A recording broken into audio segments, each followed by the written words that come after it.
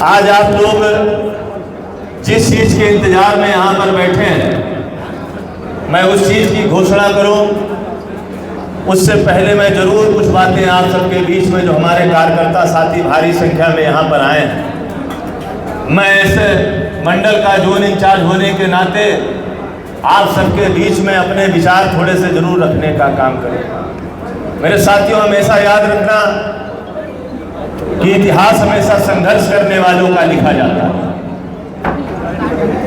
इतिहास हमेशा संघर्ष करने वालों का लिखा जाता है।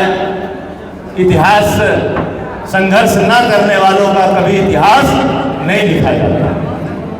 मेरे साथियों, मान्य बहन जी जो हमारी आपकी नेता है, बहुजन समाज पार्टी की राष्ट्रीय अध्यक्ष है, उन्होंने एक किताब लिखा, बहुजन समाज और उसकी राजनीति। और जब आप पहला पन्ना पलटेंगे तो उस पन्ने में लिखा है कि अगर किसी समाज को मिटाना है तो उसके इतिहास को मिटा दो, अगर किसी समाज को जगाना है तो उसके इतिहास को बता दो। जो बहुजन समाज पार्टी का गठन हुआ, वो इस देश में जन्मे सामाजिक परिवर्तन के मसीहाओं, उनके नक्शे कदम पर चला। परम पूज्य बाबा साहब के नक्शे कदम पर बहुजन समाज पार्टी बनी। और संघर्ष की बात मैं इसलिए कर रहा हूं मेरे साथियों कि आप सोचो, जब 14 अप्रैल सन 1891 में इस भारत देश की धरती पर परम पूज्य बाबा साहब का जन्म हुआ था, तो हमारे समाज के लोगों को सम्मान से जीने का अधिकार नहीं था। परम पूज्य बाबा साहब जब पैदा हुए, थोड़ा बड़े हुए, वो महापुरुष थे। उन्होंने इस बात को रखने का काम किया कि हम पढ़ाई लिखाई करने का काम करेंगे। और जब पढ़ाई लिखाई करने के लिए परम पूज्य बाबा साहब ने विद्यालय में दाखिले की बात की, तो परम पूज्य बाबा साहब दाखिले के लिए जाते थे, लेकिन परम पूज्य बाबा साहब को दाखिला नहीं मिलता था, बल्कि स्कूल से वापस कर दिया जाता। और जब परम पूज्य बाबा साहब ने बहुत ज्यादा जिद किया तो लोगों ने उनकी जिद माना और परम पूज्य बाबा साहब को 3 शर्तों के साथ पढ़ने लिखने का अधिकार मिला। पहली शर्त कि परम पूज्य बाबा साहब जब स्कूल आएंगे तो क्लास के अंदर नहीं बैठने का काम करेंगे, बल्कि क्लास से बाहर बैठ करके पढ़ने का काम करेंगे। परम पूज्य बाबा साहब ने स्वीकार किया। दूसरी शर्त थी कि परम पूज्य बाबा साहब जब स्कूल पढ़ने आएंगे तो उनको बैठने के लिए कोई चीज नहीं मिलेगी, अपनी टाट साथ लाएंगे। परम पूज्य बाबा साहब ने वो भी शर्त स्वीकार की।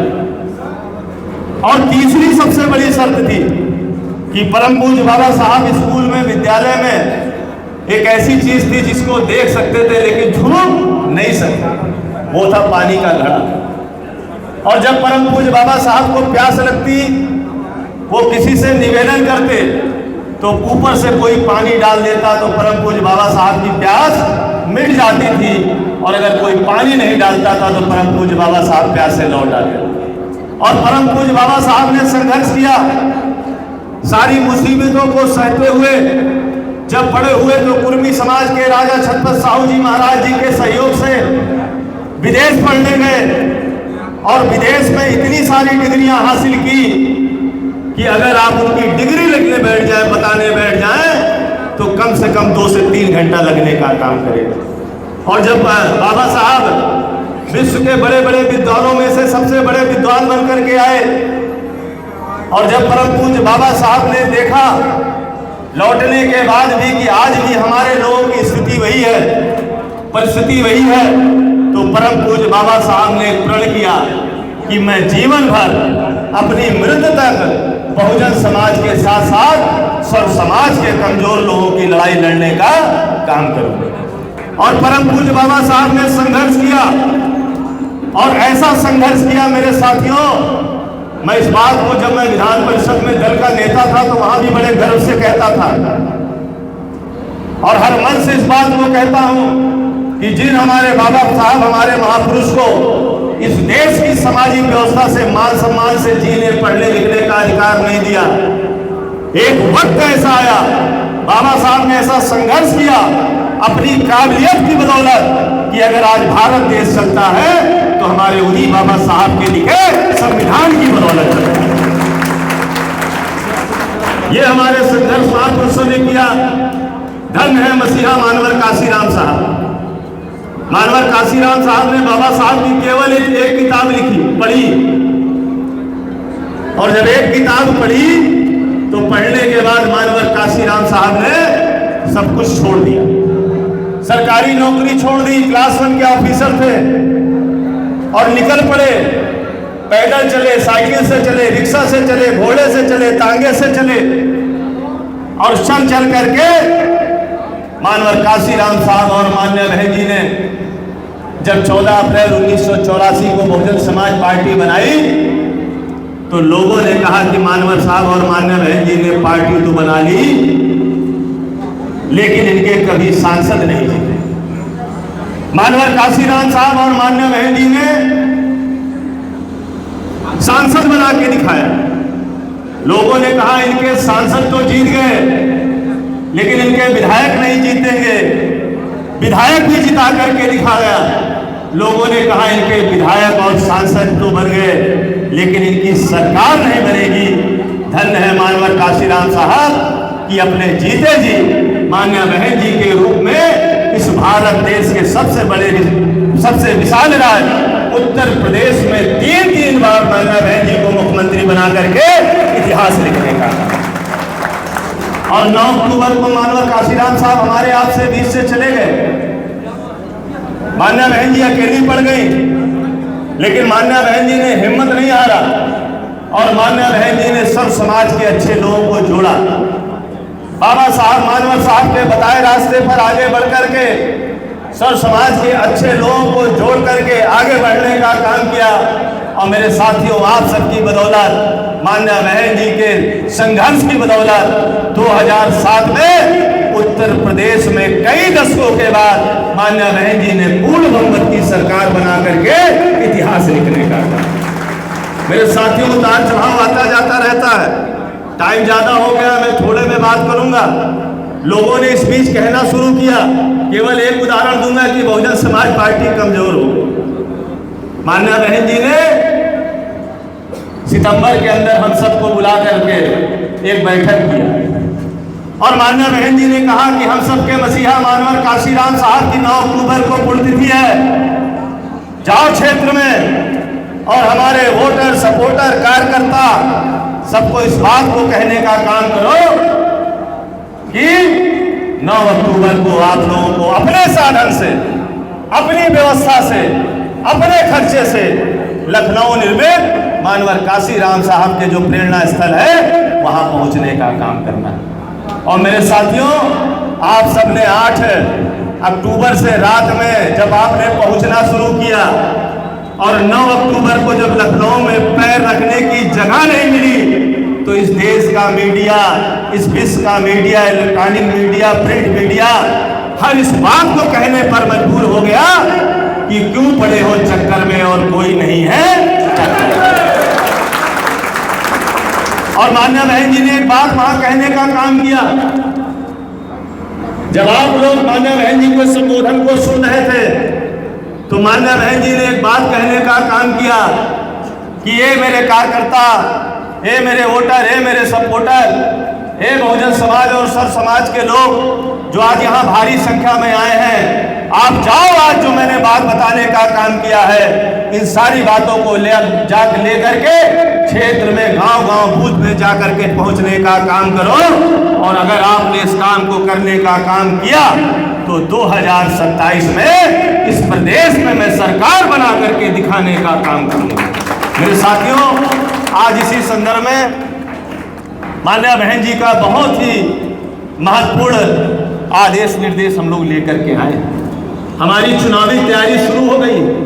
हमारे कार्यकर्ता गांव-गांव जाकर के बूथ पर मेहनत करने का काम कर रहे हैं। मेरे सागंज विधानसभा के साथियों, आप लोग हाथ उठाने का काम करो। क्या आपने बूथ की कमेटी बना ली कि नहीं बना ली? सेक्टर की कमेटी बना ली कि नहीं बना ली? बीएलए बना लिए कि नहीं बना लिए? अब आप जैसे शेर भाइयों के बीच में मान्य बहन जी ने एक शेर जैसा प्रत्याशी भेजने का काम किया है, और जिसका नाम है 3 1965 साहगंज विधानसभा से माननीय बहन जी ने प्रभारी और प्रत्याशी के रूप में भाई जुल्फकार उर्फ गामा जी को भेजने का काम किया है। मेरे साथियों,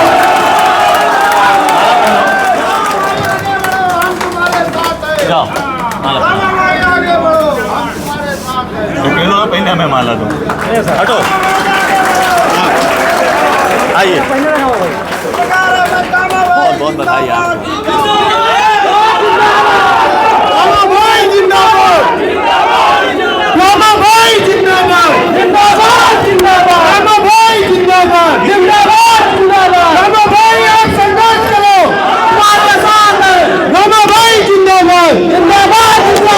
अभी बोलेंगे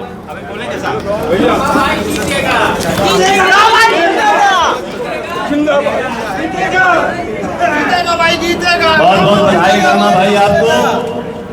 साथियों, गामा भाई को बहुत बहुत बधाई। और निश्चित तौर पर आप सब माननीय बहन जी को 2027 में मुख्यमंत्री बना करके गामा भाई को यहाँ से विधायक भी बना करके भेजने का काम करेंगे। बहुत बहुत मैं पुनः आपको साथियों बधाई देता हूँ।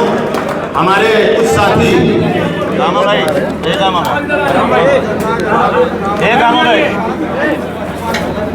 बोलो, ये पढ़ दे, सपा से जो आए पढ़ दे।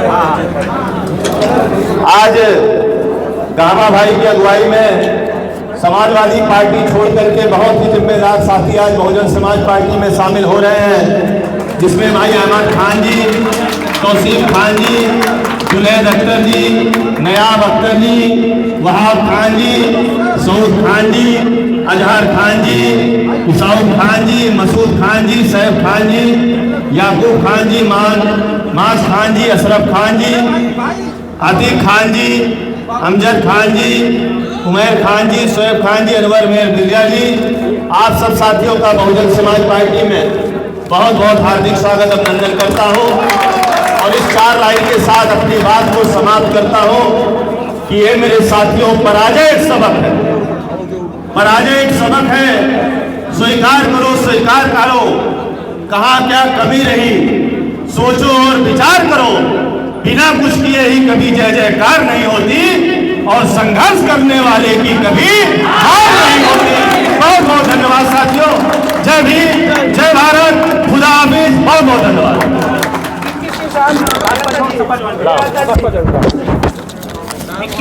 ये विक्की सिंह साहब भाजपा छोड़ के आज बसपा ज्वाइन कर रहे हैं, आपका भी बहुत बहुत स्वागत है। संविधान के निर्माता भारत रत्न बहुजन समाज पार्टी के संस्थापक माननीय श्री काशीराम जी को खिराज अकीदत पेश करते हुए मंच पे बैठे हुए आज हमारे मुख्य अतिथि श्री दिनेश चंद्रा जी, पूर्व विधानसभा परिषद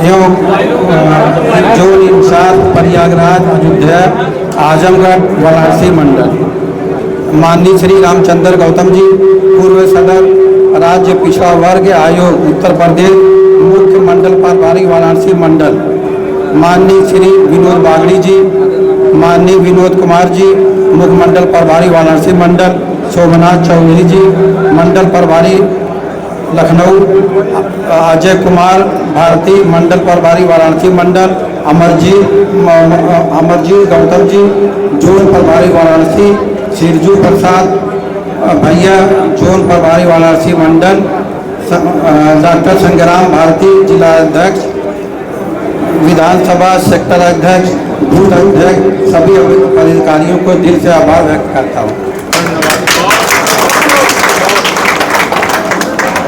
एक शेर से अपनी बात शुरुआत करता हूँ। जिंदगी कांटों का सफर है, हौसला इसकी पहचान है।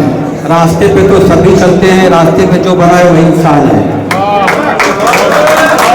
आज का दिन हम सब लोगों के लिए खुशी का दिन है। बहन कुमारी मायावती जी, सबसे पहले बहन कुमारी मायावती जी को शुक्रिया अदा करता हूँ। बहुजन समाज पार्टी के टीम को जिन्होंने मुझ पर भरोसा किया है। और शाह विधानसभा जिम्मेदारी के देने का फैसला किया है। आप सबको यकीन दिलाना चाहता हूँ, मैं हमेशा गरीब, मजलूम, दलित, पसमानदा, इकलौती समाज आवाज बनकर खड़ा रहूँगा। हमारे अजीम रहनुमा डॉक्टर भीमराव अम्बेडकर साहब ने हमें बराबरी और इंसाफ का रास्ता दिखाया है। मान्यवर काशीराम जी ने बहुजन समाज पार्टी को ताकत देने का काम किया है और हम सबका फर्ज उनके मिशन को आगे बढ़ाएं और बहुजन समाज पार्टी को मजबूत बनाएं और दुआएं मिली तो हम मिलकर शाहगंज विधानसभा की तरक्की, इंसाफ, भाईचारे की नई मिसाल कायम करेंगे। मैं दिल से आप सभी लोगों का शुक्रिया अदा करता हूँ। आप सब लोगों ने मेरा आकर हौसला बढ़ाया। इंशाअल्लाह हम सब मिलकर बहुजन समाज पार्टी को जीत यकीनी बनाएंगे। आप सब लोगों का बहुत बहुत शुक्रिया। एक शेर से अपनी बात खत्म करता हूँ, मंजिलें उन्हीं को मिलती है जिनके सपनों में जान होती है। मंजिलें उन्हीं को मिलती है जिनके सपनों में जान होती है। सिर्फ हमको कुछ नहीं होता, हौसले बुलंद होती है।